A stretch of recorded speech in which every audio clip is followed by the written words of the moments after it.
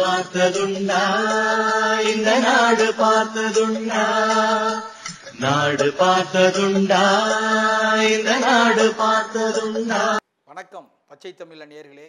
இன்றைக்கு சுனாமி 20வது ஆண்டு நினைவு தினம் இன்று தமிழகம் முழுக்க அனுஷ்டிக்கப்படுகிறது. 2004ஆம் ஆண்டு டிசம்பர் 26ஆம் தேதி தமிழகம் மட்டுமல்ல உலகில் பல நாடுகளில் சுனாமி பேரலையானது தாக்கி லட்சக்கணக்கான பேர் உயிரிழந்தார்கள். அவர்களுக்கெல்லாம் அஞ்சலி செலுத்தும் விதமாக ஒவ்வொரு ஆண்டும் பெருந்தலைவர் மக்கள் கட்சி சார்பாக நாம் சுனாமியுடைய நினைவு தினத்தை அனுசரித்து வருகிறோம்.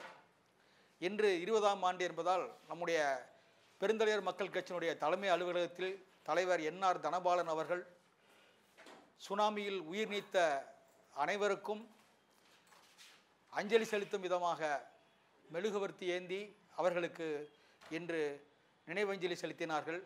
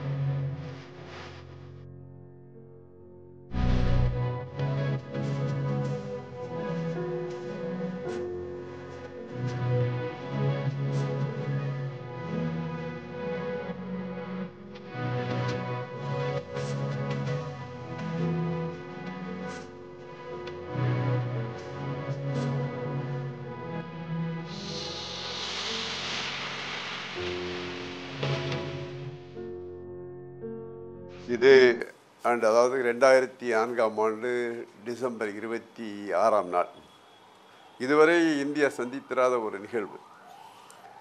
கிட்டத்தட்ட அதாவது ஆழிப்பேரலை என்கின்ற சுனாமியானது அன்று கடலிலே கிட்டத்தட்ட 30 கிலோமீட்டர் ஆழத்திலே ஏற்பட்ட நிலநடுக்கத்தின் காரணமாக கிட்டத்தட்ட 150 அடி உயர அளவுக்கு அலைகள் எழும்பின.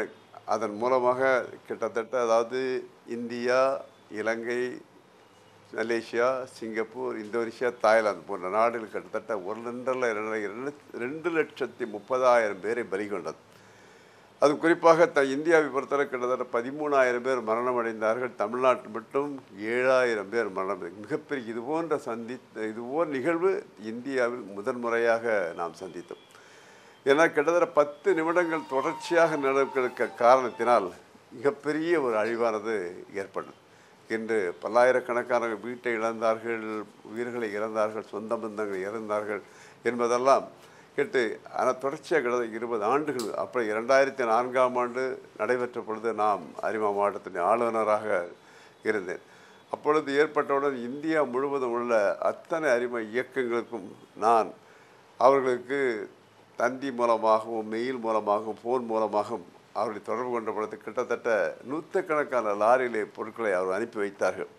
அது நாங்கள் எங்களுடைய அலுவலகத்தில் வைத்து தமிழ்நாட்டில் அத்தனை மாவட்டங்கள், அதாவது சென்னையிலிருந்து கன்னியாகுமரி ஒவ்வொரு பாதிக்கப்பட்ட இடங்களுக்கும் அனுப்பி வைத்தோம். உண்மையிலே இந்த இதுபோன்ற நிகழ்வு எந்த சூழ்நிலையும் எந்த காலத்திலும் ஏற்படக்கூடாது என்பதான் நம் நினைவிட வேண்டும். இந்த இறந்த ஆத்மாக்களுக்கும் பாதிக்கப்பட்டவர்களுக்கும் நம்முடைய அத்தனை விசாரம் குறிப்பாக பிரதம மக்கள் கட்சி ஆழ்ந்த அனுதாபங்களை தெரிவித்துக் கொள்கிறேன்.